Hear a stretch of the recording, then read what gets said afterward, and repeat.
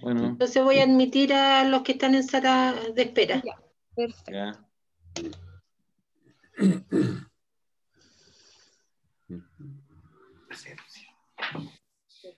Está todo el rato activado el micrófono.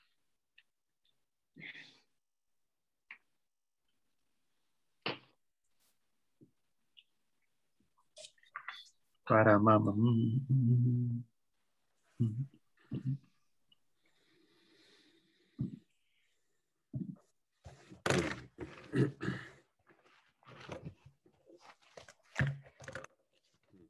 ¿Tú nos avisas, Angélica?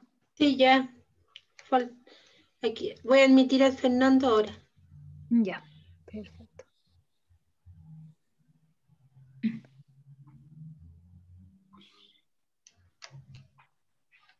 Comenzamos, si quieres, Camel.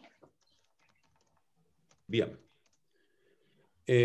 Muy buenas tardes a todos y a todas las presentes. Le doy la bienvenida a nombre del Diario Constitucional a este conversatorio, coloquio, en la cual se convoca a 4 convencionales constituyentes electos de los pueblos originarios de nuestro país.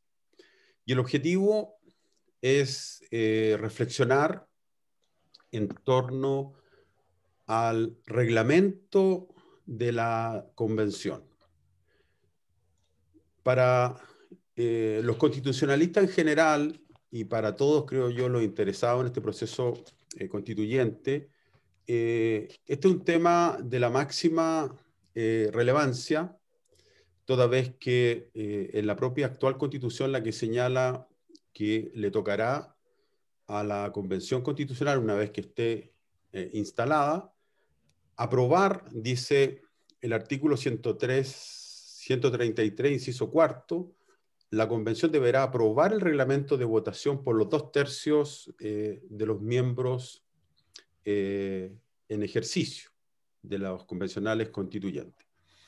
Es muy relevante esto porque eso va a determinar en última instancia cómo va a funcionar la Convención Constitucional y, muy importante, cómo va a determinar o adoptar los acuerdos, en definitiva. Cómo va a funcionar, si van a haber comisiones, subcomisiones, y a su vez va a determinar también algunas perspectivas en torno a una eventual participación ciudadana, una retroalimentación, o también para determinar el mecanismo de la transparencia. Esto es muy relevante y para nosotros reviste la máxima importancia escuchar a los representantes de los pueblos originarios, que esto es inédito. Siempre los pueblos originarios nunca han estado presentes en los debates, en las grandes tomas de decisiones nacionales, y para nosotros es un privilegio estar acá moderando, particularmente para mí, esta instancia de coloquio, de debate con estos representantes. Ahora, agradecer a el Diario Constitucional y particularmente también a la Facultad de Derecho de la Universidad Mayor, y porque ya, según comentaban hace un rato, se han hecho 8 encuentros digitales, donde se han tratado diversos temas a propósito del proceso constituyente, y yo quiero hacer también una convocatoria de parte. Yo soy director de la Asociación Chilena de Derecho Constitucional, y también ponernos a vuestra disposición como asociación, desde la perspectiva abierta, pluralista y técnica que nosotros representamos, también para ayudar en este proceso constituyente, y precisamente yo estoy acá con ese objetivo, en tanto cuanto también director de la Asociación Chilena de Derecho Constitucional. Ahora, me explicaron un poco el mecanismo de lo que vendría a ser esta actividad desde el punto de vista de la intervención. Es usual que los intervinientes hagan una primera ronda de 10 minutos cada uno, ¿cierto? La idea es que reflexionen en torno al reglamento, pero desde la perspectiva, obviamente, de lo que ustedes representan. Yo creo que eso es muy relevante. Y posteriormente se va a dar la posibilidad de una segunda intervención de 5 minutos para que ustedes puedan complementar o agregar nueva información en torno a lo que hayan escuchado o que se les ocurra a ustedes en su momento. Ahora, una vez que se terminen las intervenciones, como también es habitual, se da una ronda de preguntas de parte del público participante, y la idea es que ustedes activen el icono de reacciones y en virtud de eso, doña Angélica Miller lo va a autorizar para los efectos que ustedes formulen su pregunta a viva voz. Ahora, lo interesante es que sean preguntas bien precisas y que sean pertinentes con el tema que nos convoca, ¿no? Eso yo creo que lo que es muy importante. Bien, sin más, vamos a comenzar las intervenciones de los participantes. Acá están presentes doña Rosa Catrileo, representante del pueblo mapuche. Luego está don Luis Jiménez, representante del pueblo aymara. Luego está doña Margarita Vargas, representante del pueblo cahuéscar. Y don Fernando Tirao, representante del pueblo chango. De acuerdo a lo que determinamos con los intervinientes, va a comenzar la intervención doña Rosa Catrileo. Voy a hacer una pequeña descripción de nuestra participante. Doña Rosa es abogada especializada en temática de tierras y legislación indígena, es integrante de la comunidad histórica mapuche, diplomada en Derechos Humanos y Pueblos Indígenas del Observatorio Ciudadano de la Universidad Católica de Temuco y egresada del Magíster en Derecho por la Universidad de Chile. Catrileo se define como una defensora de los derechos indígenas. Ella ha dicho, el pueblo mapuche ha sido el más castigado a través de la justicia, y no solamente por la existencia de presos políticos mapuches, sino que también en el acceso a la justicia incluso común. Como familia vivimos en primera persona la prisión política por la defensa de nuestros derechos. Mi compañero de vida y padre de mis hijos fue condenado por la Ley de Seguridad del Estado, ha dicho en su campaña la convencional constituyente ahora electa. Su propuesta busca la conformación de un Estado plurinacional e intercultural, el reconocimiento de los pueblos indígenas, la igualdad de condiciones, así como la creación de un estatuto especial que incluya principios propios de su cultura y cosmovisión. En ese sentido, ha señalado que la Constitución colombiana de 1991, donde se establece un estatuto de garantías y derechos para los pueblos indígenas, es un referente que le gustaría aplicar en Chile. Muy bien, pues dejo la palabra a doña Rosa Catrileo. Bienvenida, Rosa. Mari Pulamien, Inche Rosa Catrileo Arias Piñén, Mulepan Temuco Gualmapu Meu. Bueno, saludarlos a todos y a cada uno de los que está presentes acá. Como les señalaba, mi nombre es Rosa Catrileo, yo soy convencional constituyente por el pueblo mapuche, soy abogada de profesión. Y lo primero es agradecer, ¿cierto?, la invitación de Diario Constitucional junto con la Universidad Mayor a este conversatorio. Es para nosotros muy relevante dar a conocer la mirada desde los pueblos indígenas respecto de lo que es este proceso constituyente. Cabe señalar que nosotros somos los representantes de pueblos originarios, ¿ya? No somos representantes ni de partidos políticos, ni de listas, ni de bancadas, sino que somos los representantes de pueblos originarios. Los escaños reservados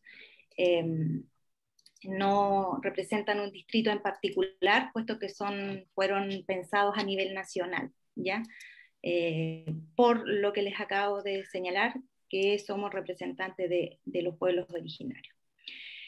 Tal como se señalaba, este es un proceso histórico para nosotros. Ya es la primera vez que tenemos representantes propios, ya como pueblos, en un órgano de toma de decisiones tan relevante como lo es un órgano constituyente.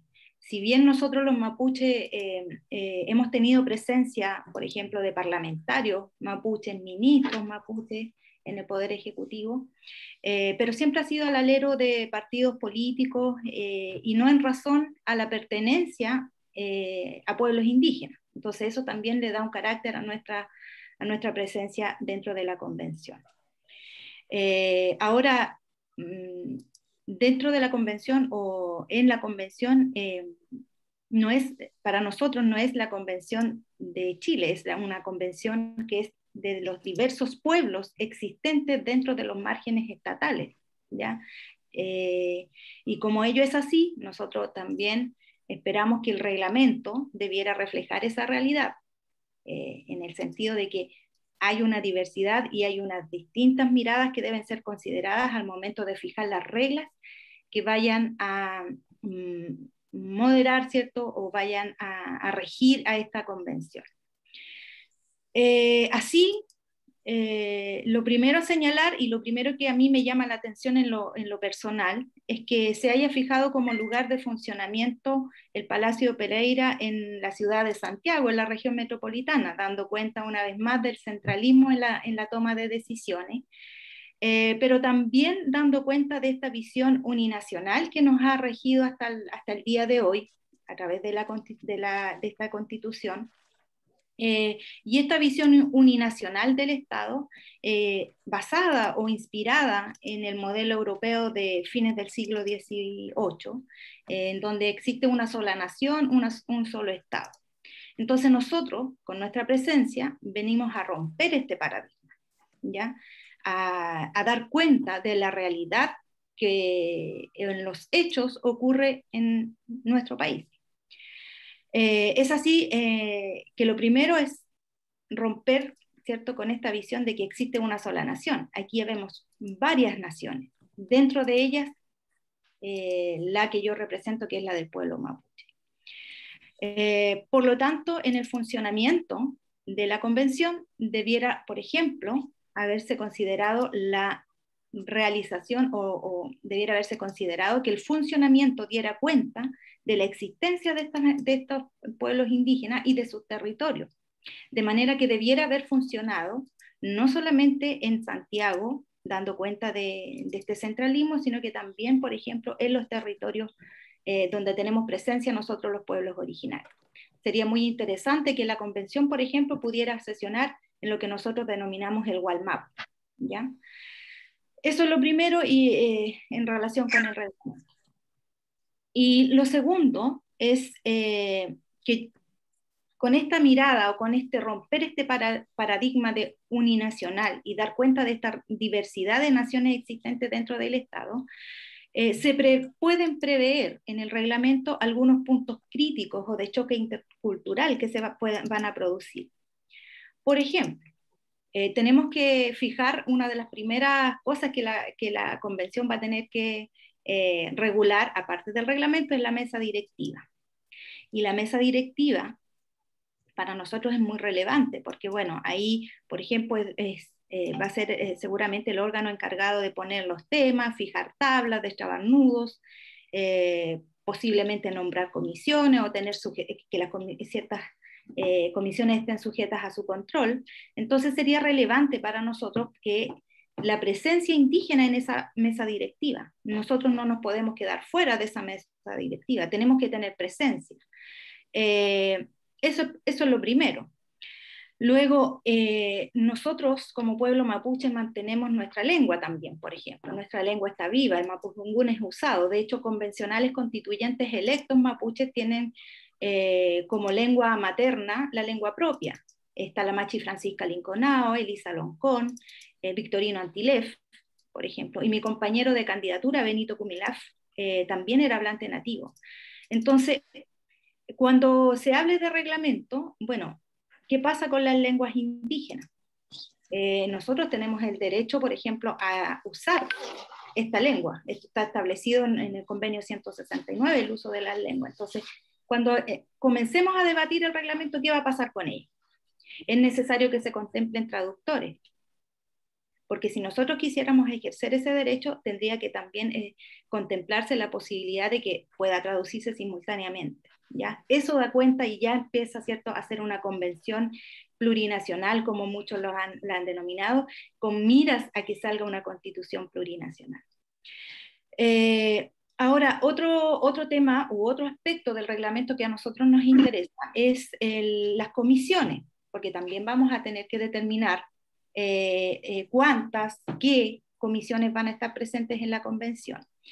Y eso es de suma preocupación para nosotros, porque en cuanto a las comisiones, nosotros somos minoría, ¿ya? Somos 17 escaños reservados de pueblos originarios, 7 mapuches. Por lo tanto, si nosotros tuviéramos muchas comisiones, nos vamos a ver restringidos en la participación. Y creemos que el debate de los derechos indígenas es un tema transversal, por ejemplo, que debe estar presente en todas las áreas de discusión que se den en la convención. Por lo tanto, las comisiones también para nosotros es relevante que nos permitan tener esta presencia de manera de transversalizar nuestras demandas y nuestros derechos. Ahora, para algunos se ha planteado en el tema de las comisiones la necesidad de tener una comisión de pueblos originarios dentro de la convención. Yo ahí guardaría un poco y no me aseguraría con decir sí, es necesario una comisión de pueblos originarios, en el sentido de que, como ya les señalé, para nosotros lo importante es que el debate de las demandas y de los derechos indígenas sea transversal. Por lo tanto, focalizar la discusión de los pueblos indígenas en una comisión me parece que pudiera restringir este debate y no dar cuenta cuando se produzcan, cuando se debatan, para la redundancia, temas que no tienen directa relación con los derechos indígenas, por ejemplo. Entonces ahí yo con esta idea de crear una comisión especial de pueblos originarios, habría que reflexionarlo y discutirlo si es o no beneficiosa para nosotros. Otro aspecto del reglamento que a nosotros, o donde se pudiera producir estos choques que digo yo interculturales, es en materia de quórum. Se supone que va a haber plenario y que van a haber estas comisiones o áreas temáticas o como se llamen, toda vez que para nosotros es súper relevante que nuestros temas o nuestras demandas, nuestros derechos lleguen a discusión del plenario. Si nosotros, por ejemplo, se contemplan quórum muy elevados en las comisiones para que los temas lleguen a discusión de plenario, podríamos vernos en la situación de que nuestras propuestas, nuestras ideas, ni siquiera puedan llegar a esta discusión en general si tenemos quórum muy elevados en las comisiones. Entonces también ese es un aspecto que para nosotros los pueblos indígenas y en particular el pueblo mapuche nos interesa mucho tener en consideración.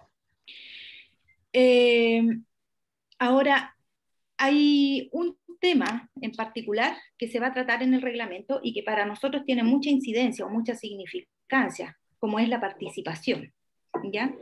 Se va a debatir en el reglamento cómo se va a abrir los espacios de participación ciudadana, pero en el caso de los pueblos indígenas nosotros tenemos un debate porque por las características culturales que nosotros tenemos y por los derechos de los cuales somos titulares, se ha discutido si es procedente aquí o no la consulta, por ejemplo. La consulta previa, libre e informada que contempla el convenio 169 y también la Declaración de Derechos de los Pueblos Indígenas de la ONU, que Chile ha ratificado y que son instrumentos que están vigentes en nuestro ordenamiento. Para algunos, piensan o argumentan de que no es necesaria la consulta en los términos del convenio 169, principalmente, que es el tratado que nos rige a nosotros y que está vigente en Chile. ¿Por qué? Bueno, porque dicen, bueno, la convención constitucional es el ejercicio del poder constituyente y el convenio 169, ¿cierto?, contempla la consulta como una forma de participación respecto de medidas legislativas y administrativas, pero no para un proceso constituyente. Pero también nosotros nos hacemos cargo de que la participación es muy relevante para nuestras comunidades y están a la expectativa. Yo vengo llegando, por ejemplo, ahora de comunidades mapuches que están en procesos de recuperación territorial en la comuna de Lautaro. Y ellos están expectantes de lo que se vaya a debatir aquí en el proceso constituyente y tienen mucha voluntad de participar en este proceso, de conocerlo. de tener incidencia en el debate que se vaya a generar, ¿ya? Sobre todo cuando se debata, por ejemplo, sobre tierras y territorios, o el derecho, o las aguas, por ejemplo. ¿Por qué? Porque les afectan directamente y porque están en un proceso donde existe conflicto respecto de la territorialidad. Entonces, pensar que la consulta no cabe dentro del proceso participativo es restringir también esa participación desde la mirada propia. El argumento que nosotros tenemos, por ejemplo, para poder pensar que la consulta es procedente, es que precisamente cuando se ejerce el poder constituyente originario, uno de los límites es el respeto a los derechos fundamentales. Y los derechos colectivos indígenas tienen el carácter de derechos fundamentales. Por lo tanto, la participación indígena es relevante en ese carácter, al tener el carácter de derecho fundamental para los pueblos indígenas. Entonces, es algo que se va a discutir, es algo que seguramente va a generar conflicto o va a generar un debate más profundo, sobre todo en atención al poco tiempo que tenemos nosotros para poder llegar a una constitución final, que son 9 meses, ampliables posiblemente por 3 meses más. Entonces, ese espacio de tiempo para una consulta también nos es complicado. Finalmente, para terminar, otro punto que yo visualizo como un posible nudo crítico, un choque intercultural, está dado por las reglas de lobby que también no son aplicables a nosotros los convencionales constituyentes.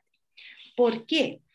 Porque nosotros tenemos una forma de relacionarnos con nuestras comunidades, con nuestras organizaciones, con nuestros dirigentes o con nuestras autoridades ancestrales, que es de tú a tú, ¿ya? Requiere, por ejemplo, que nosotros estemos en constantes reuniones, recibiendo a nuestros dirigentes, a nuestras autoridades.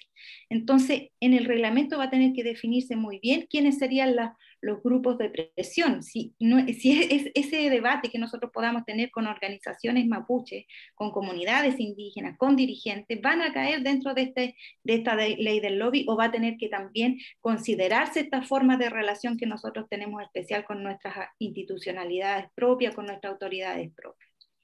Yo dejaría como esos nudos o esos planteamientos tirados a la mesa para una posible preguntas o posibles debates que se puedan generar.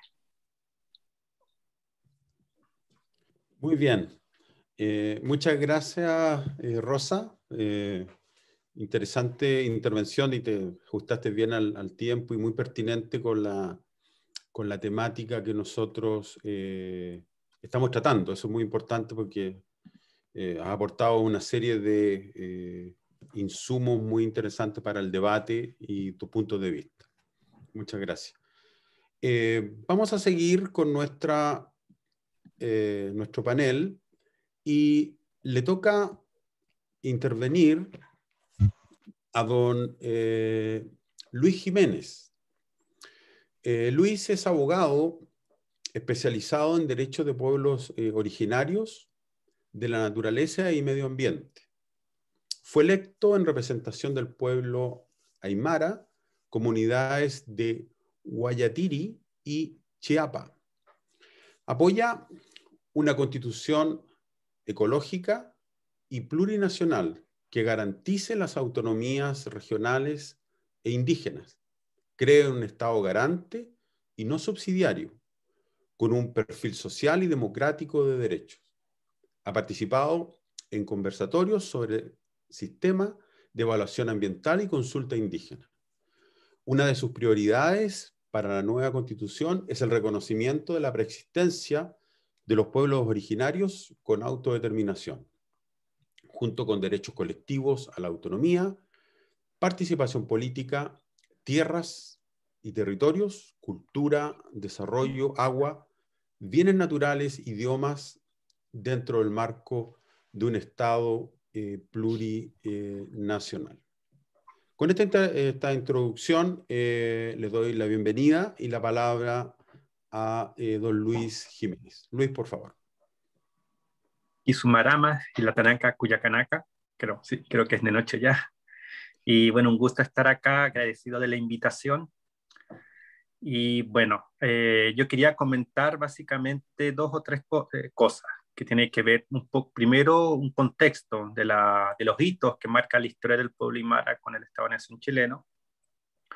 Y el segundo punto es el tema de la consulta que tanto se ha debatido y su relación con el reglamento. Respecto a los hitos que ha tenido el pueblo aymara, bueno, siempre mencionamos dos. Un primero es la chilenización, o como dicen aquí los sabios yamautas, la desaymarización. Esta política de asimilación e integración forzada que ocurre con nuestras comunidades una vez terminada la Guerra del Pacífico y la incorporación a la fuerza de estos territorios, de Arica, Parinacota y parte de Tarapacá. Esto ha provocado una gran discriminación a nuestro pueblo, discriminación que se vive actualmente el día de hoy.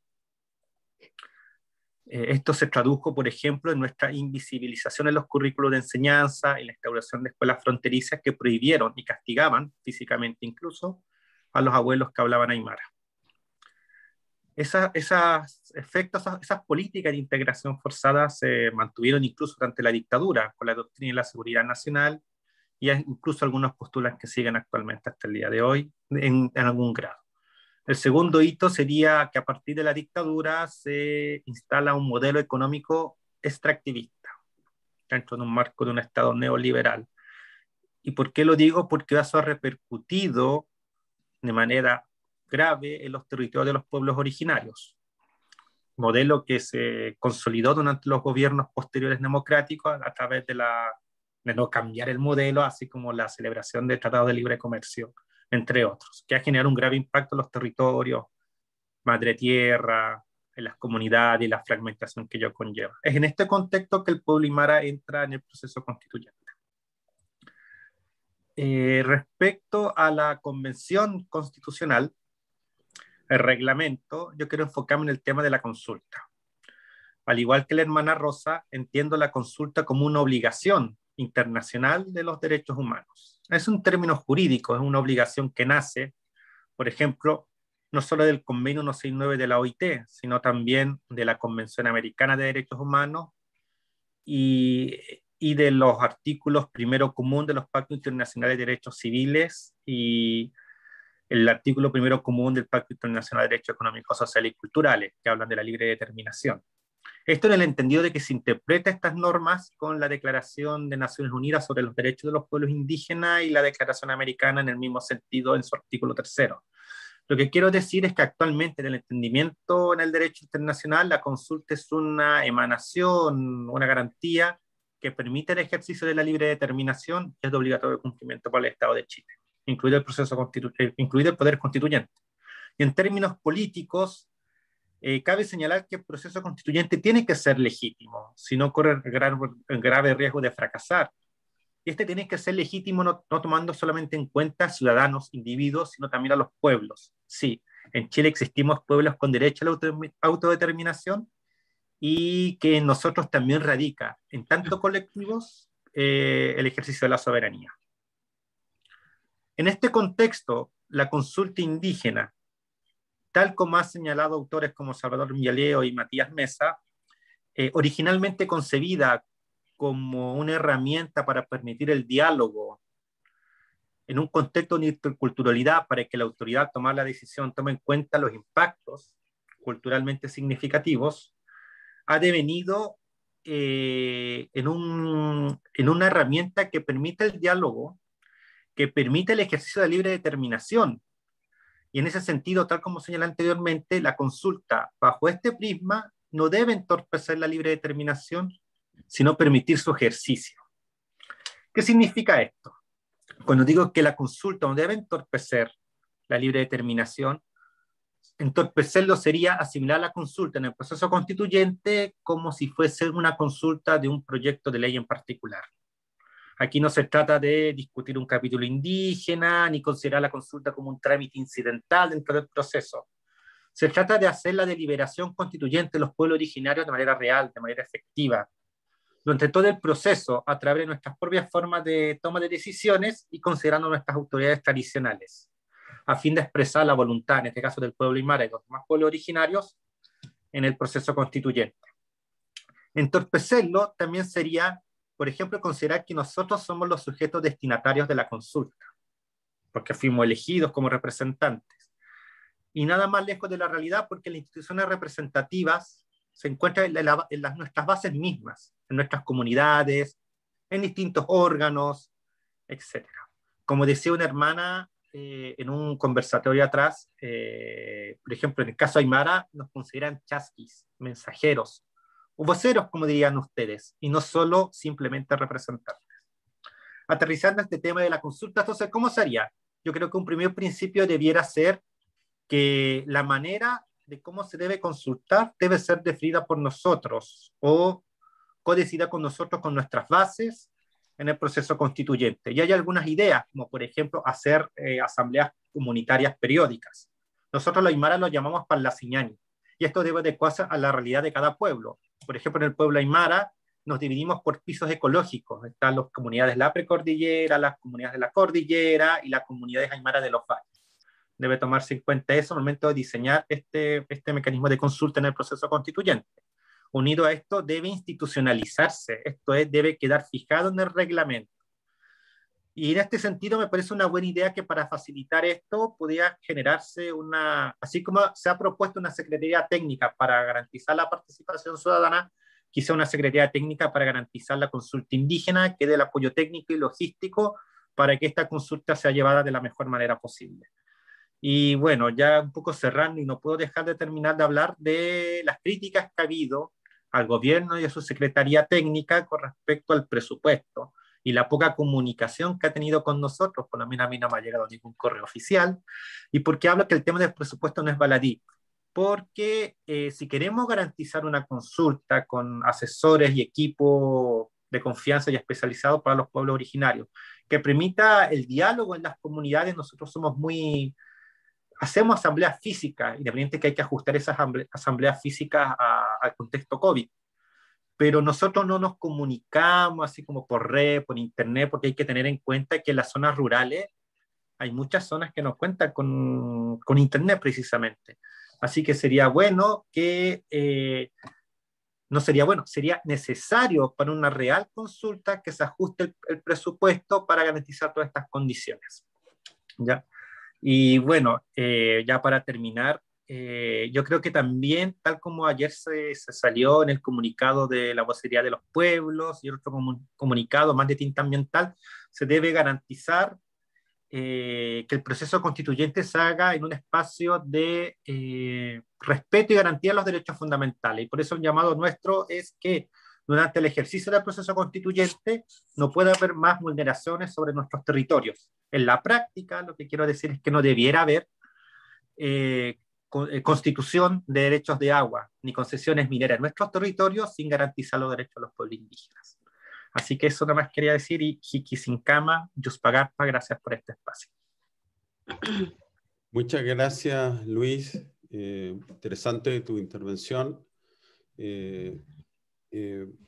Realzar que los participantes son de pueblos costeros, de pueblos de la tierra, ¿eh? Eso es muy importante, algo lo han dicho ya los dos intervinientes, y que son del norte hasta el sur de nuestro país, ¿cierto? Representan elementos culturales muy interesantes.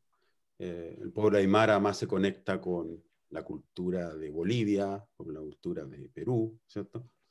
Etcétera. Es decir, yo creo que demuestra la riqueza de nuestro país, desde el punto de vista de las nacionalidades.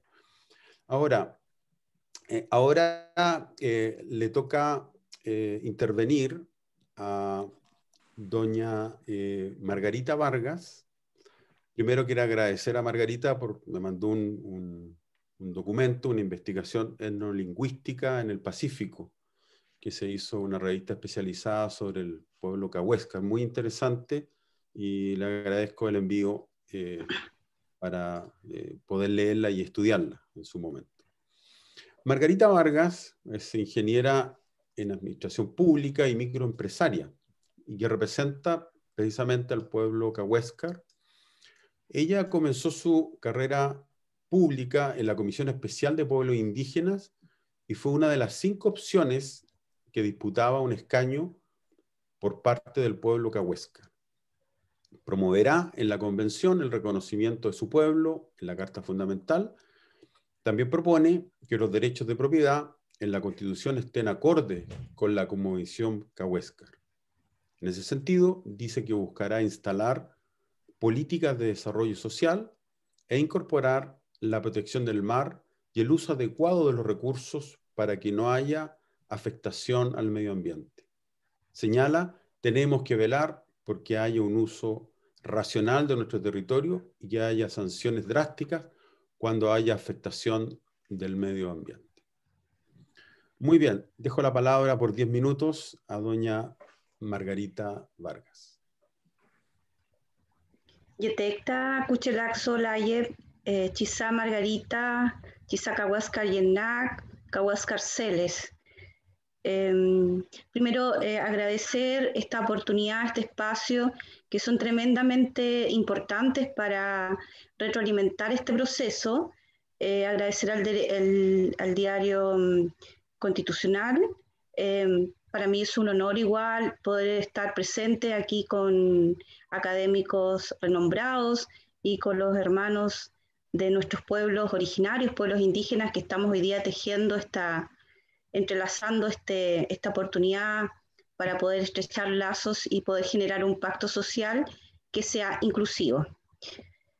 Efectivamente, bueno, yo soy, como les dije al principio, Margarita, soy cahuáscar, soy una mujer cahuáscar, nací en Puerto Edén, que es en Isla Wellington.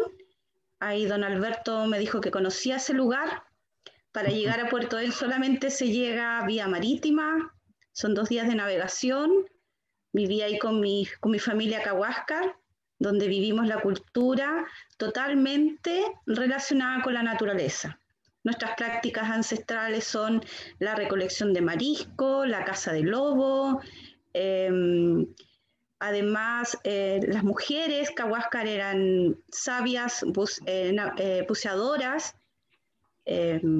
Así que vengo un pueblo canoero, recolector de marisco, que recorríamos los canales australes de aquí, de la región más austral del mundo. Y en cuanto a esta instancia del nuevo escenario político que estamos viviendo, para nosotros, los cahuáscar, es una tremenda oportunidad, a pesar que tenemos un solo escaño reservado, pero nunca en la historia hemos sido visibles ante la sociedad chilena. Por lo tanto, nosotros lo recibimos como una oportunidad para dar a conocer nuestra historia, para dar a conocer nuestra existencia, porque inclusive en la literatura nos señalan todavía como un pueblo extinto. Hoy día somos un pueblo vivo, sujeto de derechos y también sujeto de deberes. Nosotros tenemos el deber de enseñar nuestra cultura. Señalar que como algunos hitos importantes que han sucedido en nuestro pueblo, por ejemplo, en el año 1969, nuestro pueblo cahuáscar fue evangelizado y perdimos nuestros apellidos. Nosotros no tenemos apellidos. Nos pusieron los apellidos chilenos. Entonces, por lo tanto, a raíz del desarrollo que hemos tenido de la convivencia con la sociedad, hemos tenido algunos problemas ahí con algunos aspectos jurídicos que más adelante en otra oportunidad, podría ir señalando y detallando en forma más exacta. Por otro lado, uno de los aspectos más graves que tenemos como pueblo es los pocos hablantes que tenemos. Por ahora, por lo menos, existen 10 hablantes y nuestra lengua originaria no se está enseñando de manera permanente, y para nosotros eso es crítico y a la vez es triste, porque cuando nos evangelizaron empezó este proceso de transculturización y tuvimos que insertar una sociedad donde tuvimos que aprender el idioma español, donde nos tuvimos que adaptar a una sociedad que no era nuestra en términos culturales. Por lo tanto, abandonamos nuestras tradiciones y principalmente el conocimiento de nuestra lengua ancestral. Por lo tanto, hoy día que estamos a puertas de entrar a un nuevo pacto social con el Estado de Chile, Creo que es tremendamente importante el reconocimiento a este pueblo que ha hecho grandes aportes a la humanidad en todos los aspectos, en todos los ámbitos del mundo académico, por ejemplo, del arte, la música, investigación. Entonces creemos que ya es hora de que empecemos a visibilizar a los pueblos de la Patagonia que ha sufrido grandes vejámenes. Todos sabemos que en Magallanes la vulneración de derechos humanos en contra de los pueblos originarios de la Patagonia ha sido sistemático y no ha habido un plan de reparación. Y creo que esta es la puerta ya para iniciar este proceso, ya sentirnos parte de esta nueva Carta Fundamental. Creo que ya es un aspecto positivo y creemos que es importante para nuestro pueblo poder garantizar nuestras demandas y nuestros derechos y principalmente que seamos reconocidos como pueblo. Y un pueblo que, como señalaba anteriormente, un pueblo vulnerable porque quedan muy poquitos hablantes y una población no más allá de 300 personas aproximadamente, Cahuáscar. El CERVEL emitió una población de 600, pero la mayoría no eran todos Cahuáscar certificados bajo la ley indígena, que ese ha sido un problema para nosotros.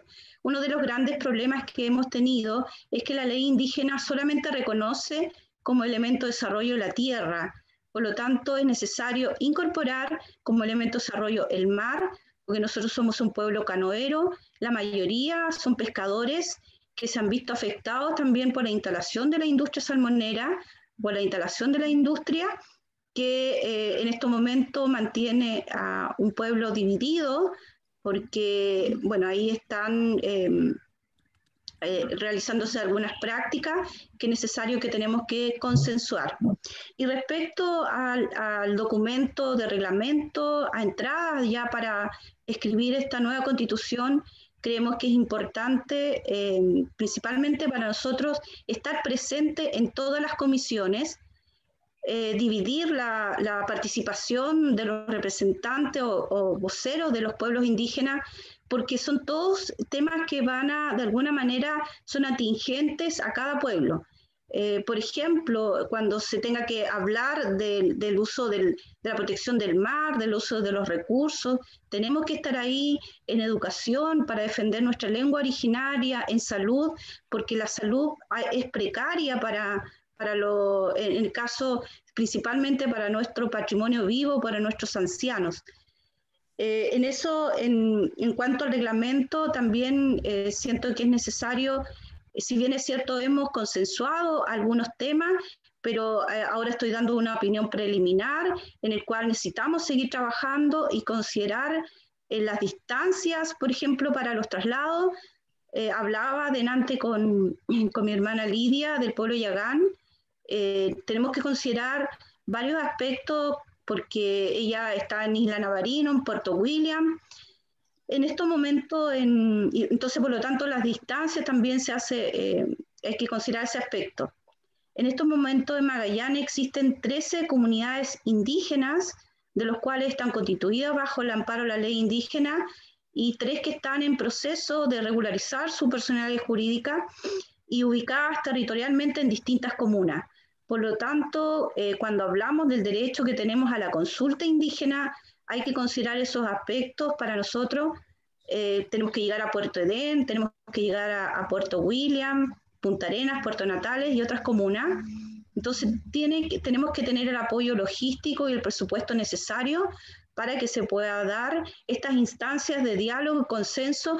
Sobre todo, en mi caso, yo siento que hemos consensuado en varios temas, como el reconocimiento a el reconocimiento bajo el elemento de la plurinacionalidad, pero los temas sensibles, por ejemplo, como la protección del territorio, el uso de los parques, que por ejemplo tenemos el Parque Cahuáscar, tenemos que consensuar en el uso y la administración o la coadministración.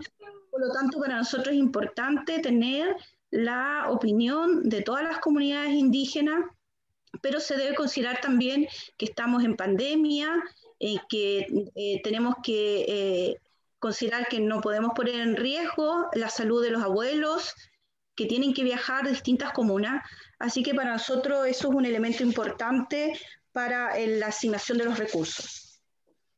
Y no podemos caer en normas generales sino que tiene que tener una visión inclusiva y considerar las distintas realidades de los pueblos indígenas, sobre todo los pueblos que son del extremo sur. Eso en algunos aspectos, así que bueno, muchas gracias por escuchar y por permitir transmitir la realidad de mi pueblo, y agradezco siempre esta instancia. Quejazo. Muchas gracias, Margarita. Finalmente, le toca intervenir a don Fernando Tirado, dirigente pescador y que representa al pueblo chango. Él participa en agrupaciones de pescadores artesanales y buzos mariscadores en la región de Coquimbo. Yo vivo en la región de Coquimbo, soy profesor de la Universidad Católica del Norte, por lo tanto somos coterráneos con Fernando, y él fue electo en 2012 como concejal por Los Vilos, como independiente en la lista regionalista C Independiente. Él propone un Estado plurinacional, además de acceso garantizado al agua y a la vivienda. Asimismo plantea legislar para que los recursos naturales se nacionalicen y para tener un medio ambiente libre de contaminación.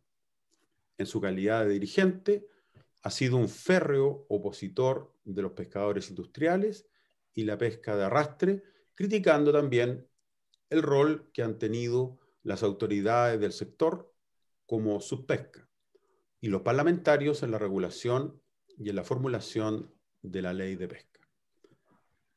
Sin más, doy la bienvenida a don Fernando Tirado para que realice su intervención de 10 minutos. Fernando, por favor.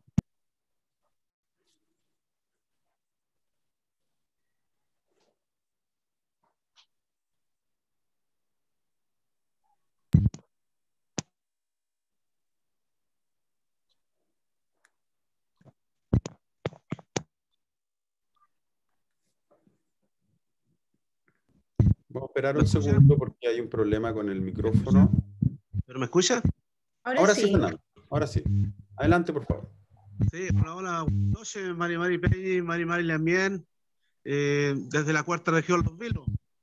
Saludar a mis hermanos y hermanas, ¿cierto?, de los pueblos originarios, y decirle que, y un mensaje, que tenemos que tener mucha fe en esta decisión que hemos tomado de poder ser representantes de nuestros pueblos. Creo que hoy día hay un desafío grande y que en realidad tenemos para bien alta, porque en realidad la experiencia nuestra que nos ha enseñado la vida, ¿cierto? La tenemos que poner a disposición, ¿cierto?, de poder también aportar, ¿cierto?, a la construcción de una nueva constitución para Chile. Somos parte de este país. Los changos, ¿cuánto se llama? El pueblo chango, desde hace muy poco tiempo atrás, ¿cierto?, salió legalmente reconocido, el 8 de octubre de 2020. Nuestro pueblo chango, ¿cuánto se llama? Como de su conocimiento, nosotros habíamos sido declarados extintos, ¿ya? Inexistentes. Entonces, los historiadores, no sé, los arqueólogos y otras personas, no sé, por intereses a lo mejor, no quería que el pueblo chango, ¿cierto?, estuviera presente, ¿cierto?, en las políticas nacionales y que fuera reconocido por el Estado de Chile. Porque sabemos, por ejemplo, que el pueblo chango fueron los primeros habitantes de esta tierra, por donde, ¿cuánto se llama?, desembarcaron, ¿cierto?, los españoles. Y fueron los primeros guerrilleros, ¿cierto?, que les dieron el paso a los españoles por la usurpación de las tierras. Entonces, ¿cuánto se llama? Hoy día le rendimos homenaje a nuestros hermanos chinchorros, a nuestros antepasados, ¿ya?, desde esta tribuna, y agradecerle, ¿cierto?, al diario Constitucional y a la Universidad Mayor por darnos estos espacios y dar a conocer, ¿cierto? Nuestros objetivos, nuestros sueños y aspiraciones que tenemos, ¿cierto? Con este nuevo trato, ¿cierto? Que hacer una nueva constitución para Chile. Y como decía, ¿cierto? El pueblo chango ha renacido de la ceniza. Y hoy día estamos presentes y estamos bastante esperanzados en hacer cuanto sea un buen papel, un buen desempeño, ¿cierto? En los que nos toca hoy día, ¿cierto? Estar junto con nuestros hermanos, ¿cierto? Liderando nuestros pueblos, ¿cierto? En esta nueva construcción de una nueva constitución. Nosotros, cuando se llama el pueblo chango, lógicamente que su historia, y por naturaleza somos pescadores artesanales, somos pescadores, cazadores, recolectores, ¿cierto? Y también crianceros. Por lo tanto, cuando se llama, en nosotros, cuando se llama, si bien es cierto, figuramos pocas personas, ¿cierto? En el reconocimiento, ¿cierto? De elección y de votación que nos tocó, a través del CERVEL, solamente se pudieron incluir 1953, ¿cierto? Chango. Y en definitiva porque nos metieron y nos impusieron, ¿cierto? Algunas reglas y normas que desconocidas para nosotros, para la gente nuestra, que estaba en la orilla de la costa, ¿cierto? Lejos del territorio, lejos de las comunicaciones y todo el asunto por el estilo. Entonces, además, cuando se llama el trato que hay de parte de la autoridad, no es lo mejor, pues. Entonces, la verdad es que nosotros hemos tenido bastantes problemas relacionados con eso, con la vinculación, ¿cierto? Dentro del ámbito, por ejemplo, regional y la autoridad, ¿cierto? No han facilitado muy bien, ¿cierto? Para que nosotros hagamos una participación como corresponde. Inclusive nosotros hoy día, y quiero echar al tiro al tema de fondo sobre el asunto del reglamento. Nosotros, ¿cómo se llama? Queremos hacer, incluso, por ejemplo, queremos que este diario y esta universidad le haga una pregunta al Estado de Chile, a los que le corresponde, a los ministros, al presidente de la República y a quien sea. Si se hizo la consulta, el Estado de Chile hizo la consulta a los pueblos originarios, lo que está establecido por obligación en el convenio 169. Eso para entrar en materia.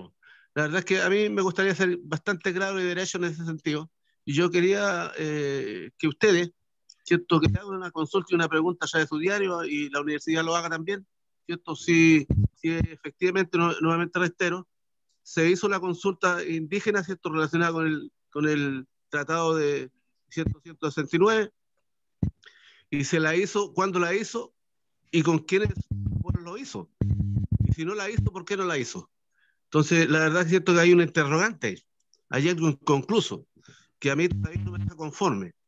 Y entonces, nosotros queremos ser harto claro en esto, nosotros no nos andamos con rodeo, ¿cuánto se llama? Queremos ser respetuosamente, plantear las cosas, ¿cierto? Con mucho respeto, pero con mucha firmeza.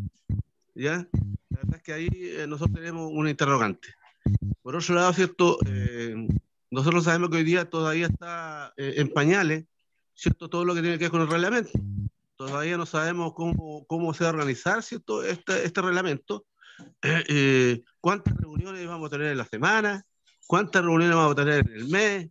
¿Cuánto es el coro de participación, ¿cierto? de la asamblea? No se sabe.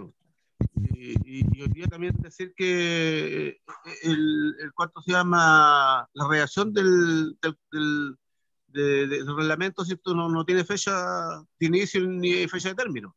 Entonces, yo creo que si apuramos el tranco y nos ponemos de acuerdo, lógicamente que tendríamos que entrar en el funcionamiento del reglamento al momento de partida. Pero al momento de partida, ¿cuánto se llama el reglamento también? Tiene que señalar, ¿cierto?, qué es lo que quiere Chile, porque aquí se han flameado banderas, no tan solo las chilenas, sino que los pueblos originarios, pidiendo un Estado plurinacional. ¿Ya? Nosotros estamos de acuerdo con eso, con que Chile sea un Estado plurinacional. Pero eso no tiene que solamente ser de papel, tiene que estar a sangre, ¿cierto? Y en piedra escrito, ¿cierto? En lo que tiene que ver, ¿cierto?, en el reglamento y la Constitución. ¿Ya? Y por sobre todas las cosas, que quede también, ¿cierto?, escrito en piedra los derechos de los territorios y los derechos fundamentales, ¿cierto?, de los pueblos originarios. Y quiero comenzar esto, ¿cierto?, diciendo esto, porque en realidad, y es de público conocimiento, las leyes, ¿cierto? Que nosotros nos ha impuesto, la ley de pesca que nos ha impuesto el gobierno del año 91 a la fecha, ¿cuántos se llaman? Han sido leyes injustas, engorrosas, y que a nosotros, ¿cuántos se llama? Nos ha hecho un daño y un perjuicio enorme, enorme. Porque la verdad es cierto que en el artículo 47, en el artículo 47 de la ley de pesca de 1991 establece 5 millas. 5 millas, ¿cierto? Para los menesteres de la pesca artesanal, para el desarrollo de la pesca. Pero eso, por ejemplo, en el papel, pero en la práctica no funciona así.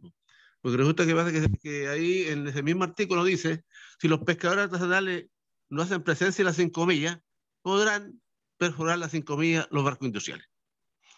Entonces, ¿cuánto se llama ahí? No es de los pescadores. Entonces hay un engaño, ¿cierto? En esa parte. Entonces hoy día, por ejemplo, los barcos industriales usan arte de pesca nocivo, perjudicioso, ¿cierto? Y que no son para nada, ¿cierto?, selectivos, sino que son depredatorios. Y más de eso, ¿cierto? Hoy día también se ha legislado sobre cuotas, entre cuotas artesanales y cuotas industriales. Y entonces de las cuotas se divide en dos partes, una parte para los industriales y otra parte para los artesanales. La cuota del jurel del 100%, el 95% para los industriales y el 5% para los artesanales. Por otro lado, hace muy poco tiempo pasado, hace un mes más o menos, se legisló en la Cámara de Diputados, ¿cierto?, sobre la prohibición de la pesca de arrastre para la merluza común. Perdimos por 76 votos a favor y 74 en contra. O sea, en definitiva, ¿cuánto se llama? Se permite el arrastre, ¿cierto?, para, ¿cierto?, la captura de la merluza. Y sepan ustedes, ¿cuánto se llama? Que la pesca industrial no hace pesca, ¿cierto?, para el consumo humano, hace pesca para harina de pescado. Ya, esa es la actividad que tiene hoy día la industria a nivel nacional, la industria pesquera. Hoy día, todo el pescado que pilla se va a harina de pescado. Entonces, hoy día, quien mantiene y quien sostiene el sustento de la gente acá en este país, ¿cierto?, y quien le da comida al país, somos los pescadores artesanales, con nuestros recursos, nuestros pocos recursos. Entonces, por lo tanto, hoy día, nosotros estamos empeñados, ¿cierto?, en que Chile tiene que transformarse, ¿cierto? Y para allá queremos llevar también y convencer a los demás hermanos, ¿cierto?, indígenas y constituyentes, que Chile tiene que ser un país, ¿cierto?, que tiene que hacer de seguridad alimentaria.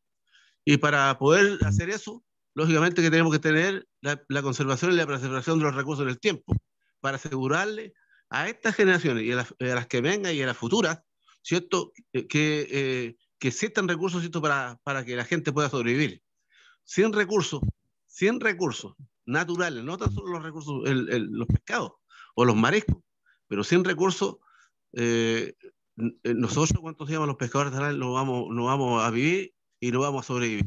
Y yo creo que mucha gente, ¿cierto?, la va a pasar mal. Hoy día, ¿cuánto se llama? Si se hace una evaluación seria, responsable, y así lo han dicho, por ejemplo, muchos investigadores, que hoy día está en peligro, ¿cierto?, la permanencia de los recursos naturales en el tiempo. Por lo mismo el punto del agua, el asunto del agua también, pues. Entonces ahí yo creo que... Fernando, perdón, te queda un minuto, por favor, para que rondees tu intervención. No, sí, yo voy a terminar así, pues yo voy a terminarlo. Pero sí, resulta que yo, ¿cuánto se llama? Me gusta, ¿cuánto se llama? No voy a perder el tiempo haciendo distintas otras cosas. O sea, yo, muchas historias mías, cuestiones, pero yo vengo aquí a plantear cosas reales y verdaderas, lo que le perjudica a nuestro pueblo chango. Incluso hoy día, por ejemplo, la misma, ¿cuánto se llama? Cuando el pueblo chango salió, ¿cuánto? O sea, le otorgó, ¿cierto?, la nacionalidad, por ejemplo, el Estado de Chile, ¿cierto?, lo reconoció, ¿cierto? Hoy día el pueblo chango tampoco tiene territorio. No tiene territorio el pueblo chango. Entonces solamente es un reconocimiento, ¿cierto?, simbólico. Hoy día las caletas de pescadores artesanales están siendo llegadas por el Estado a través de un convenio de uso. Y un convenio de uso no es un título de propiedad. El Código Civil con 38 metros, ¿cierto?, para los menesteres de la pesca artesanal en el territorio marítimo, ¿cierto?, costero. Cuando se llena la mar y hay braveza, nosotros perdimos los 8 metros y estamos en territorio ajeno. Y cuando los dueños de los fondos están metiendo parcelas y las parcelas están llegando, ¿cierto?, a la orilla de la costa con cierre y no dejan a la gente nuestra, ¿cierto?, hacer sus tareas, ¿cierto?, su diario vivir, que es la recolección, ¿cierto?, de alga, el marisqueo y todo el asunto por el estilo. Entonces hoy día no estamos viviendo en el mejor de los mundos los pescadores artesanales y por lo tanto, cuando decíamos, yo creo que hay una tarea grande. Chile tiene una inmensa costa, tiene recursos naturales, ¿cierto?, pero nosotros tenemos que ser capaces, ¿cierto?, de ponernos de acuerdo, ¿cierto?, y velar y luchar, ¿cierto?, por la permanencia de los recursos del tiempo, para estas generaciones, para las futuras y para las futuras que vengan. ¿Ya? Ese es nuestro mensaje. Gracias. Muy bien, muchas gracias, Fernando. Con esto terminamos la primera ronda de intervenciones. Hacer mención a algo muy importante que se estudia y se ha dicho. Este sería el 5º proceso constituyente que nosotros estamos viviendo en nuestra historia republicana. Hay 2 que vivimos en el siglo XIX, la Constitución de 1828, la Constitución de 1833. 2 vivimos en el siglo XX, la Constitución de 1925 y la Constitución de 1980. Por lo tanto, se habla de un 5º proceso constituyente que podría terminar en la Constitución de 2022 o 2023. Es muy importante esto y además tener presente que y esto da testimonio el día de hoy de esta intervención, que va a ser un proceso lo más participativo y democrático.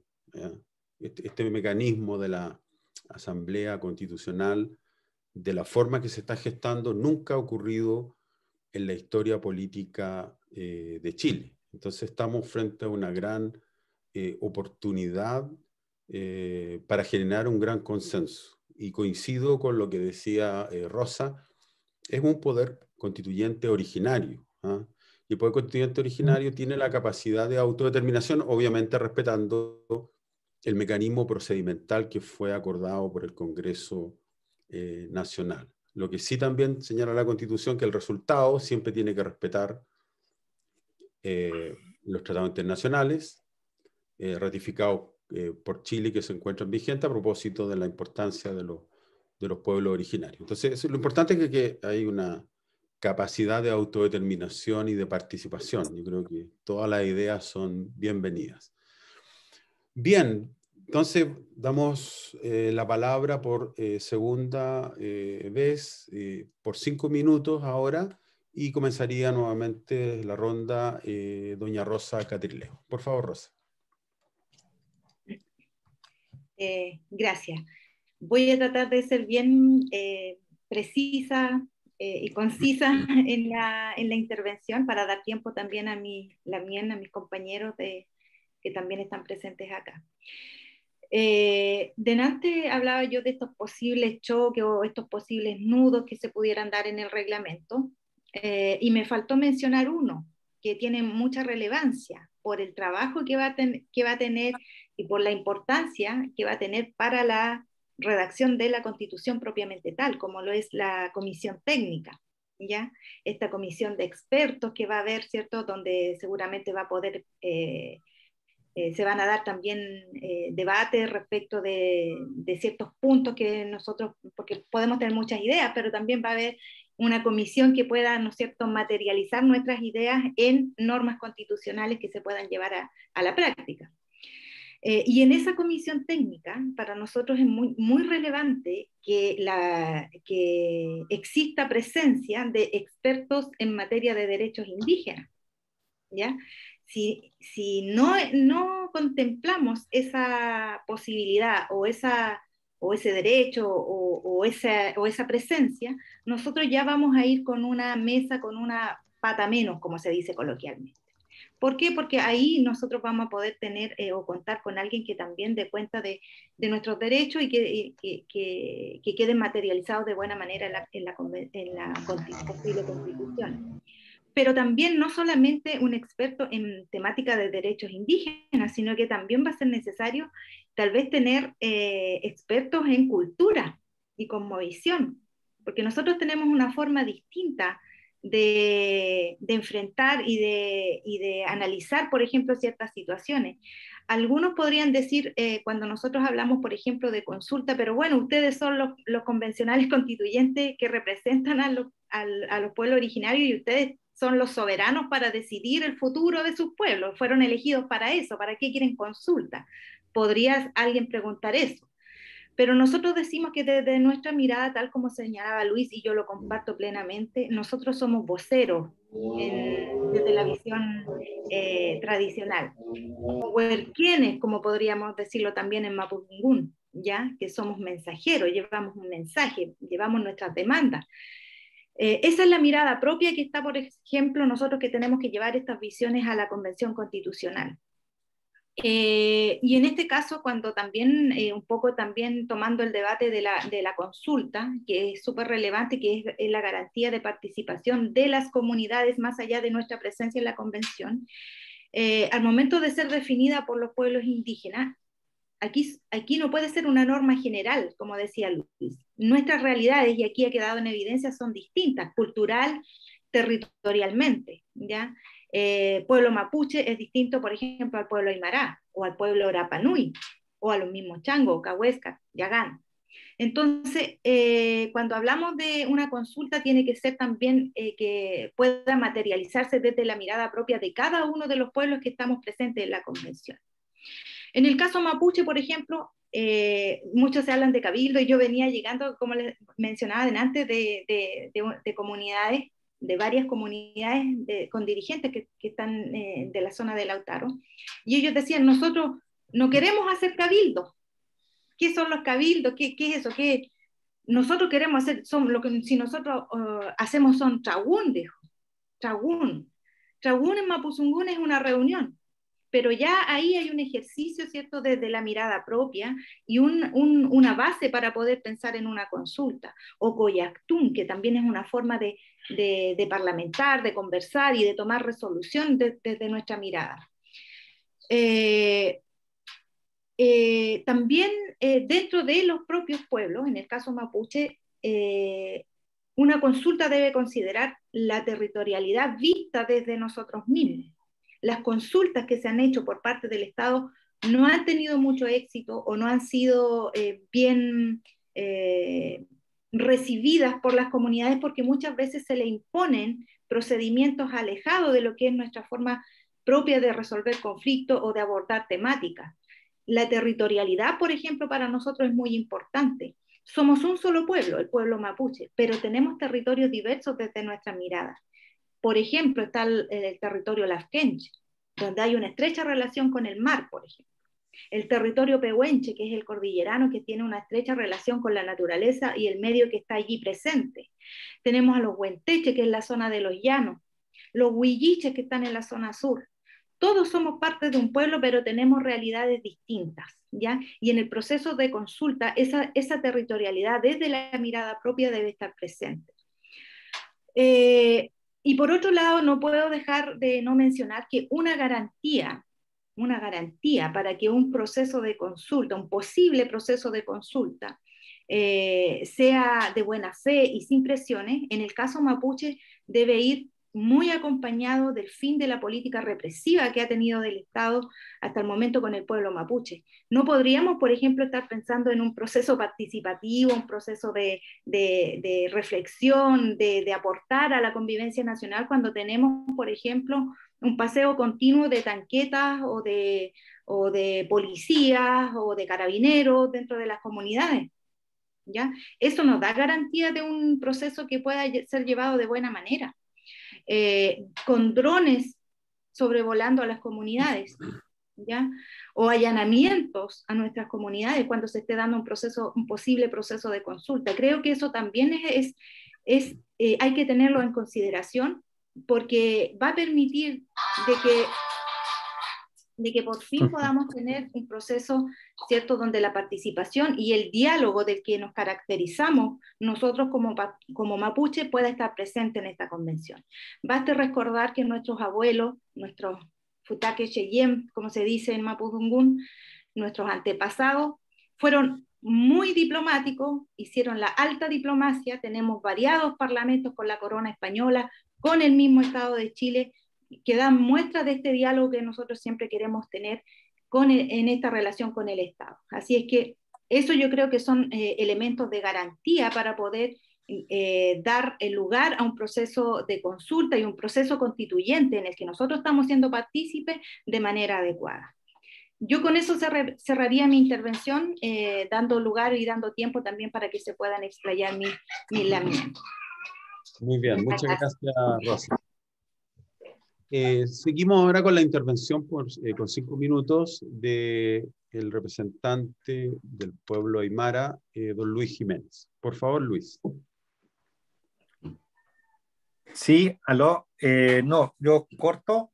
Quisiera un poco ampliar lo que dijo la hermana Rosa sobre el tema de que nosotros somos pueblos con sujeto a la autodeterminación. Eso quedó. Por eso la consulta no puede ser una instancia parecida a la tramitación de los proyectos de ley. Debiera ser reconocer que somos un Estado plurinacional en los hechos. Falta el reconocimiento jurídico de ese hecho. Y en ese sentido, la consulta debe tomar en cuenta nuestras propias formas de toma de decisiones y a nuestras autoridades tradicionales. Por eso mucha gente tal vez se asusta con el tema de la consulta, asimilándolo a las consultas anteriores que han hecho los gobiernos de proyectos de ley, porque han sido muy malos ejemplos. Viene con un diseño metodológico hecho en Santiago, vienen las regiones, no hay protocolo de respeto a las autoridades, hacen una asamblea y parece que lo único que les interesa es llenar un listado, una encuesta, y no hay mucho más. Ahí no hay verdadera buena fe, ahí no hay verdadera voluntad de llegar a un acuerdo. Por eso la consulta en el proceso constituyente tiene que ser ad hoc, tiene que ser adecuada al momento y a la medida que estamos trabajando. Y eso, tal como lo dijo Rosy, que también como lo mencioné, nosotros no somos representantes, somos más voceros, chasquis, que llevan este mensaje de nuestras comunidades. Y lo otro, y como para cerrar, también me gustó lo que dijo la hermana Rosa, de estas condiciones de garantía. Yo hablé, por ejemplo, de que debiera suspenderse la Constitución de Concesiones Mineras y la Constitución de Derechos de Agua en nuestros territorios, porque, por ejemplo, aquí todavía tenemos, fuera de ese tema, tenemos muchos conflictos con proyectos extractivistas. Entonces, no es de buena fe que mientras estemos participando en el proceso, tengamos estos conflictos socioambientales. Aquí, por ejemplo, tenemos el caso del Cerro Marqués, donde un proyecto minero está trabajando dentro de o intenta introducirse con su mega minería en un cerro sagrado, Malco le llamamos nosotros, Papu, también como le dicen los quechuas. Entonces no podemos estar soportando esta violación a los derechos territoriales, a los derechos de la cultura, espirituales, y por otra parte que nos obliguen a participar, o sea, participar en un proceso constituyente de buena fe. Por eso también solicitamos la suspensión de las evaluaciones ambientales de estos proyectos, mientras estamos en el proceso constituyente, para así garantizar estas condiciones de diálogo y de buena fe y dialogar así libremente todas las ideas. Así que eso, muchas gracias. Muy bien, muchas gracias, Luis. Y seguimos con la intervención de Margarita Vargas por 5 minutos. Por favor, Margarita. Gracias. Bueno, yo quiero insistir en un aspecto que es importante para nosotros, que realmente se considere nuestra cosmovisión, nuestra realidad para la construcción de un reglamento que sea inclusivo. Tiene que ser, este reglamento tiene que recoger las distintas miradas y que realmente no sea un acto simbólico. Y como resumen, me gustaría establecer que nuestras comunidades en este momento, nuestra organización social del pueblo Cahuáscar es la familia. Y en este momento hay, como señalaba, 13 comunidades indígenas en la región de Magallanes, Y un aspecto que nos ha ido perjudicando y lo que establece la ley indígena es la forma como nos debemos organizar, cómo debemos subordinarnos a una organización que no es pertinente a nuestro pueblo. Por ejemplo, la ley señala que para poder constituirnos como comunidad tienen que haber 10 miembros mayores de 18 años y cumplir con ciertos trámites administrativos para obtener nuestra personalidad jurídica. Esa forma de constituirnos debe quedar establecido en esta nueva constitución, porque nuestra organización social, como planteé anteriormente, es la familia. Por ende, una población pequeña, una familia no es más, puede ser menos en cantidad. ¿Y qué pasa con los que no pueden constituirse hoy día como comunidades? Están quedando fuera del alero de la ley indígena, y se está vulnerando ahí los derechos de poder organizarse como nos organizábamos ancestralmente. Por otro lado, es necesario también consensuar y garantizar la salud, sobre todo porque, si bien es cierto, nosotros luchamos mucho también por la protección del mar, pero desde nuestra visión, la protección del mar debe ir acompañada con la protección de las personas, sobre todo los ancianos, que son conocedores de la naturaleza, conocedores de las navegaciones. Entonces ellos deben tener el resguardo, la protección hoy día. Hoy día tenemos abuelos que no están siendo, tienen el trato igualitario. Para poder acceder a la salud tienen que entrar a la fila. Hay abuelos que son hablantes, que son reconocidos como patrimonio vivo, no tienen acceso a la vivienda. Entonces para mí me interesa mucho en lo personal, y es mucho lo que recogí también cuando hice el trabajo territorial, cuando estuve en campaña, que una de las necesidades más grandes en estos momentos son atender las necesidades básicas de las familias cahuáscar, como salud, educación, vivienda. Por ejemplo, en educación es necesario que nuestros educadores intercultural bilingües que están luchando contra este sistema, este modelo educativo, hoy día deben tener acceso a desarrollar el aprendizaje en un modelo que considere también el reconocimiento, ellos como académicos, y que sea una oferta permanente dentro del modelo de educación de Chile, que podamos tener acceso y garantía de aprender nuestra lengua originaria, que la perdimos justamente por el proceso de transculturización, donde nos impusieron hablar el idioma español. Entonces, eso como en términos generales, cierro esta etapa, y ojalá nosotros lo único que anhelamos es que realmente sea esto el derecho que nos corresponde, que tenemos para poder participar de este nuevo pacto social, y que sea real, que sea pertinente, y que considere nuestra cosmovisión, que considere nuestra realidad. Una población pequeña, con pocos hablantes, y que todavía hoy día estamos luchando contra el Estado para que tengamos vivienda digna, salud digna, educación, y que podamos tener el desarrollo también de acuerdo a nuestra cultura y nuestras tradiciones. Eso, muchas gracias. Quejazo. Gracias, Margarita.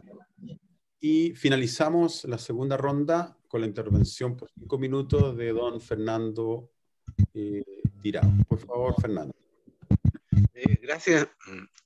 Bueno, yo estaba atentamente escuchando las intervenciones de mi hermana, de mi hermano.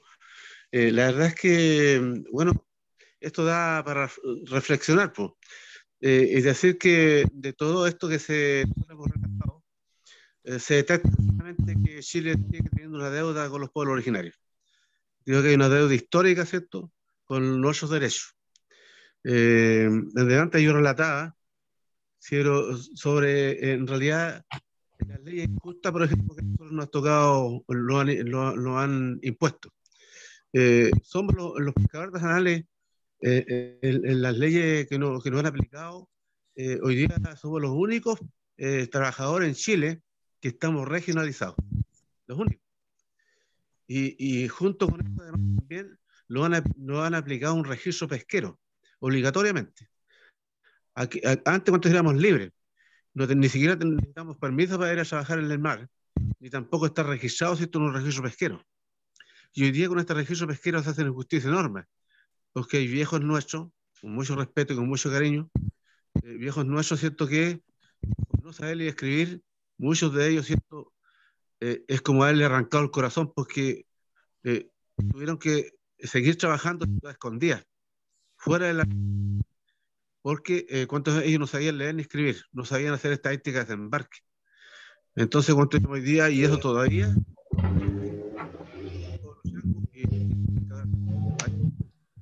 Entonces, hoy día nosotros también no tenemos acceso a una salud digna, ni tampoco tenemos derecho a una población digna.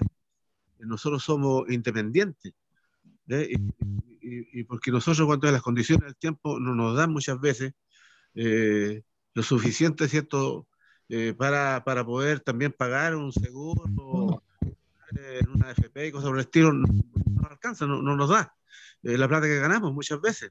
Nosotros dependemos del tiempo. Entonces eso nos hace, por ejemplo, ser independientes.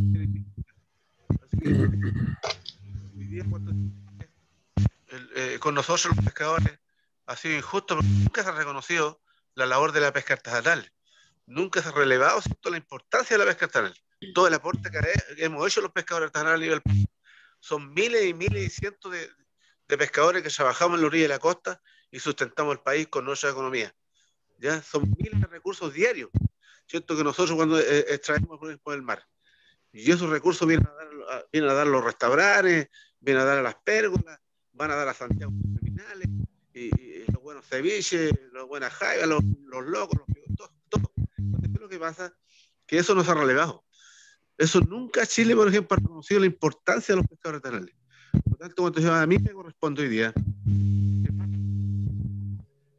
reivindicar, ¿cierto?, los derechos nuestros de los pescadores artesanales, porque en realidad cuando creo que nos merecemos, ¿cierto?, un lugar que corresponde en este país. Nosotros, se llama el voto, nosotros tenemos un voto,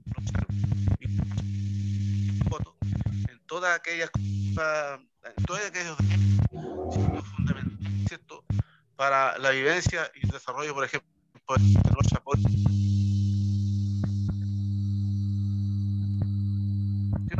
¿cierto? Y el tema, por ejemplo, del agua, lógicamente, sin agua no hay vida. Y hoy día muy pocos aquellos que son dueños del agua. El agua era libre antes, ¿cierto?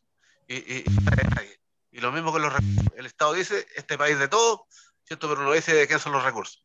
Por lo tanto, cuando hoy día creo que hay que poner las cosas en su lugar. Vamos a tener que corregir todo lo que está malo.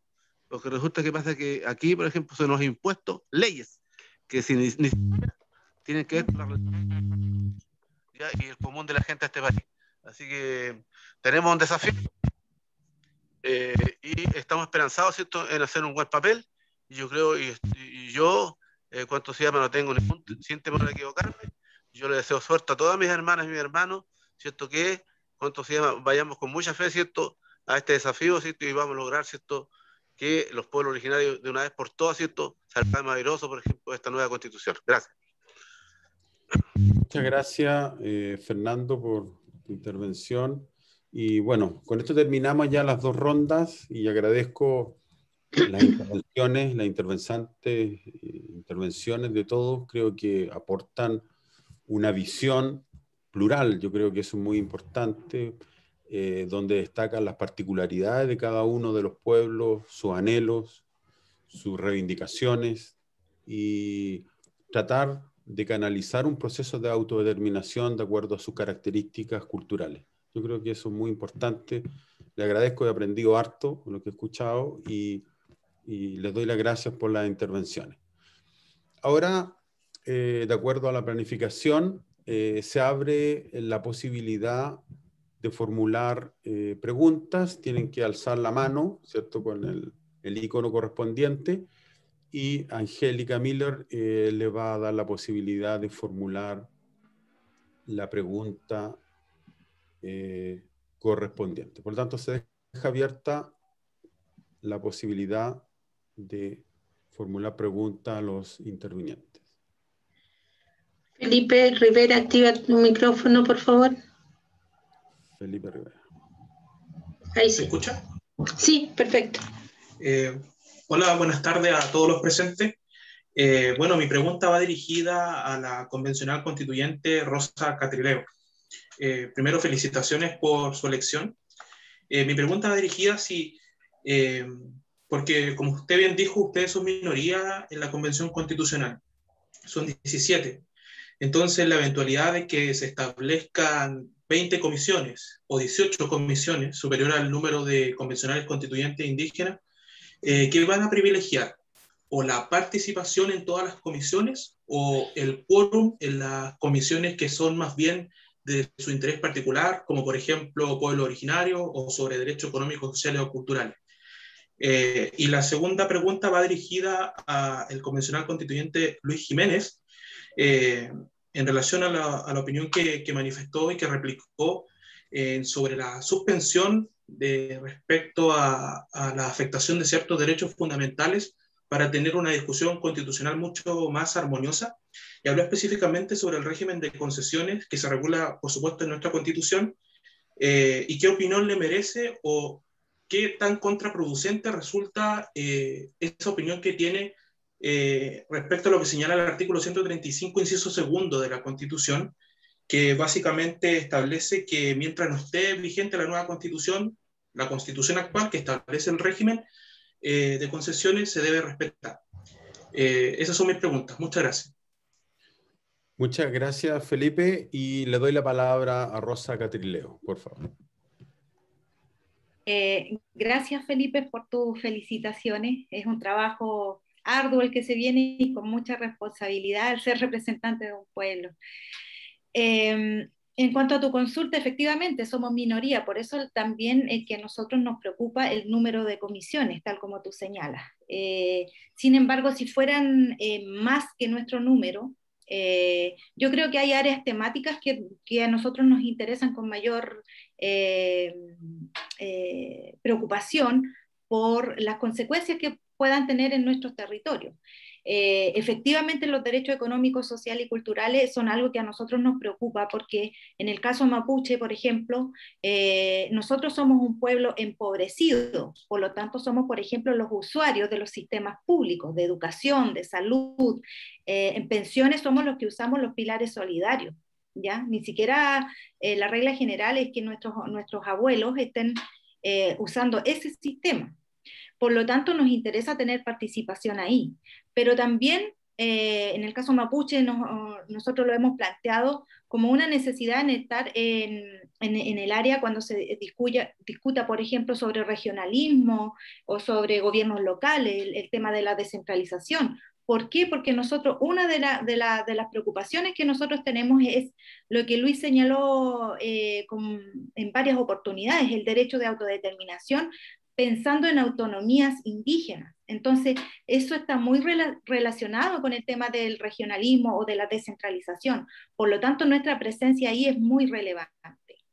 Y también, por supuesto, cuando se establezca o cuando se vaya a discutir en la comisión que se vaya a discutir respecto del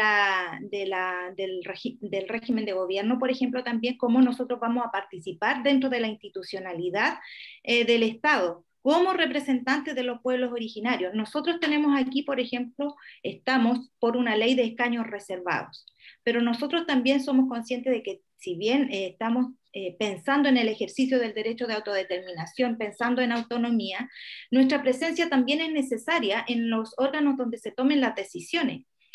Pensando, por ejemplo, en las municipalidades, yo estoy aquí en la comuna de Temuco, y aquí donde hay 50.000 personas mapuches votantes, y por ejemplo no tenemos ningún representante mapuche en el Consejo Municipal.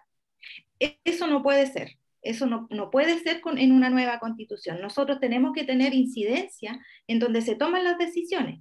En el caso, por ejemplo, si se mantuviera la figura de los gobiernos regionales, que es donde se toman también decisiones respecto de presupuestos, en las áreas donde tenemos, en los territorios donde nosotros estamos presentes, también debiéramos contar con representantes propios, y con mayor razón en un posible parlamento. ¿ya? Las futuras leyes van a nacer desde el poder legislativo y la presencia de esta diversidad de pueblos y de naciones existentes dentro de los márgenes estatales debe estar presente allí también. Por lo tanto, una comisión donde se vaya a regular esto es de muy relevante para nosotros. Entonces yo creo que vamos a tener que ahí estratégicamente ver cuáles son las áreas en que nosotros tenemos, como te decía, mayor injerencia o que vayan a tener mayor efecto en nuestros pueblos, en nuestros respectivos pueblos. Eso, Felipe, gracias. Muy bien, muchas gracias, Rosa. Y le doy Amén. la palabra Amén. a... ¿Sí? Amén. No, que por un problema de plataforma y de horario vamos a tener que aceptar una pregunta más nomás, porque si no se nos va a cortar el sistema. Perfecto, perfecto. Gracias. Entonces, Luis, lo más breve posible para dar la posibilidad de una segunda pregunta. Por favor. Sí, respecto a la suspensión de la Constitución de concesiones mineras, yo no veo que sea incompatible con la Constitución. En ninguna parte lo prohíbe. Lo que yo me acuerdo de la Constitución es que regula, prohíbe la caducidad, prohíbe la extinción, si no está previsto en la ley, y lo garantiza con la garantía del dominio privado. Pero más allá de eso, podría dictarse una ley corta en tal sentido que sea una muestra de buena fe en ese respecto. Y yo quiero terminar con esta pregunta señalando que consideramos que las concesiones mineras también tienen que ser objeto de revisión de la nueva Constitución. No por estar constituidos por sentencias judiciales se le aplica la limitación del 135, porque no hay efectiva jurisdicción, sino es una emanación de la potestad reglamentaria, administrativa que tienen los tribunales, tanto así que se tramita como procedimiento judicial no contencioso. Suena un poco técnico, pero eso es como con la idea. Eso, gracias. Muy bien, muchas gracias. Entonces, abrimos la posibilidad de una segunda y última pregunta. Angélica, no sé. Emelina, Andrea, activa tu micrófono.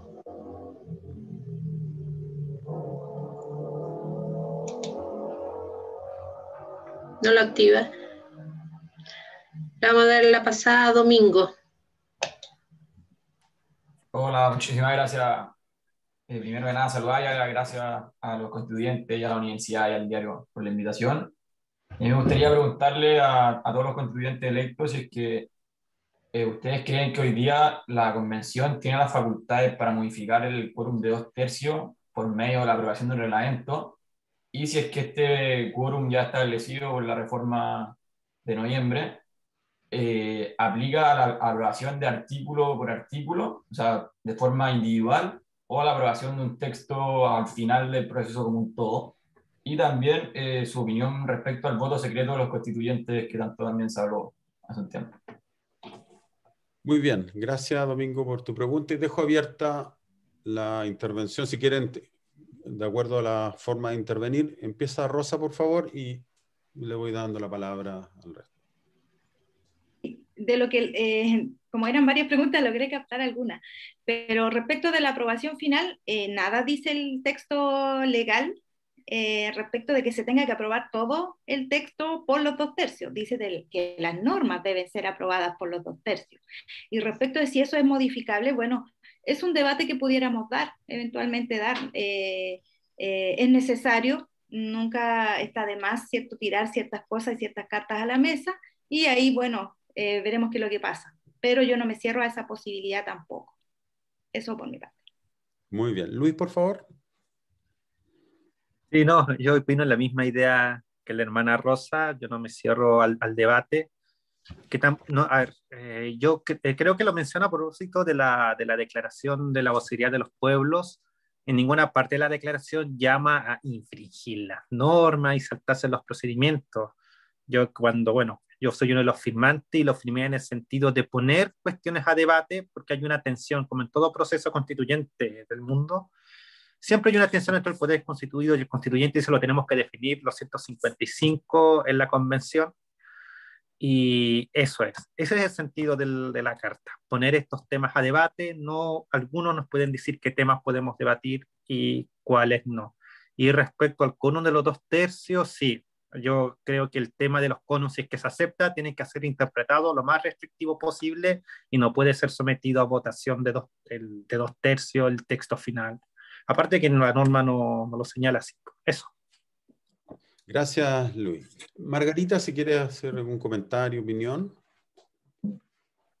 Como resumen, bueno, abocándome a la pregunta, nosotros siempre, para nosotros sí que esto es nuevo. Nosotros no hemos tenido representatividad, ni siquiera en el Consejo Indígena de la CONADI.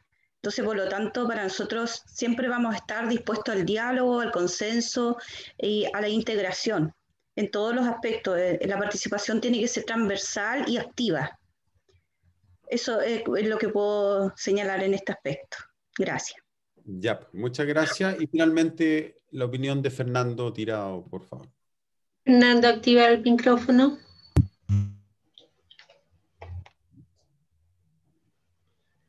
Ahora. Sí, ¿me escucha? Sí, perfecto. Ya, bueno, nosotros entonces tenemos una mirada bastante sociable respecto al tema de esta nueva convención. Creo que en este desafío, lógicamente, uno tiene que dialogar y ese diálogo tiene que darse, porque la verdad es cierto que si no se da el diálogo no podremos parlamentar. Por lo tanto, nosotros vamos a estar siempre abiertos, ¿cierto?, a escuchar, estar atentos y votar sobre las conveniencias de la ciudadanía, de la mayoría de este país. La verdad es que hubo un estallido social, hubo un plebiscito, y creo yo que nosotros ya recibimos un mandato del país. El 80%, ¿cierto?, de habitantes de este país, ¿cierto?, y del plebiscito nos dieron un mandato, y nosotros soberanamente, y yo por lo menos, voy a poner mi voto, ¿cierto?, y voy a conversar con todas las personas que sea más posible, ¿cierto?, para poder llegar a un consenso, ¿cierto?, y a un buen entendimiento para que tengamos una constitución, ¿cierto?, exitosa, ¿cierto?, y que no tenga reparos, ¿cierto?, al final. Nada más que eso. Bien, muchas gracias, Fernando. Y quiero agradecer nuevamente las interesantes intervenciones de los panelistas y particularmente las dos preguntas que creo que fueron muy pertinentes y buenas preguntas para poder ser respondidas. No sé si el representante del Diario Constitucional, Alberto Elqui, quieren anunciar algo para una próxima actividad o cerramos derechamente. No, solo agradecerle a don Camel Casor su moderación, que ha sido muy bien llevada, digamos, y ha permitido tener un diálogo fluido, así que 1.000.000 de gracias, Camel. Y también a todos los 4 participantes. Como tú dijiste, yo que hago clases constitucionales hace tantos años, cada vez aprendo más, y lo que más me satisface es escuchar las distintas visiones que uno a veces no las tiene tan presentes, pero son muy interesantes de saber qué es lo que se está pensando y todo. Y como decíamos al principio, solo deseo que termine bien esta convención, que es un hito histórico para el país, digamos. Y desde ese punto de vista contribuimos como Diario Constitucional. Así que 1.000.000 de gracias. Y el próximo, le digo que el próxima reunión es el...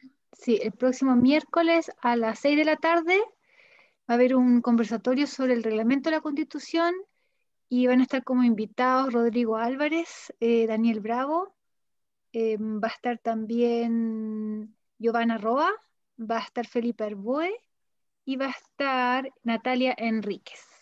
Para que quedan invitados, nosotros vamos a colocar la información en la página de internet y también les vamos a hacer estos envíos para que sepan la conexión. Y agradecerle, por supuesto, a todos los invitados de hoy. Muy buenas las intervenciones y esperamos en el fondo tenerlos otra vez con nosotros. Y a todos les voy a enviar un cuestionario de preguntas para publicarles una entrevista en el diario también. Muchas gracias a todos, Margarita, Fernando. Muchas gracias. Todos Muy los bien. que intervinieron. A Rosa. Y me queda, lo estoy buscando. Fernando. Fernando y Luis. Fernando sí, y Luis. Fernando no lo veo ahora, pero ya, muchas gracias. Fernando apagó la cámara. Sí. Para que no se nos corte la plataforma, porque todo tiene su tiempo. Muchas gracias a todos. Muchas gracias, Camel, por tu intervención. Gracias a todos. Buenas noches. Nos vemos. Hasta luego. Chao. Gracias. Buenas noches. Adiós. Adiós. Muchas gracias. Hasta luego.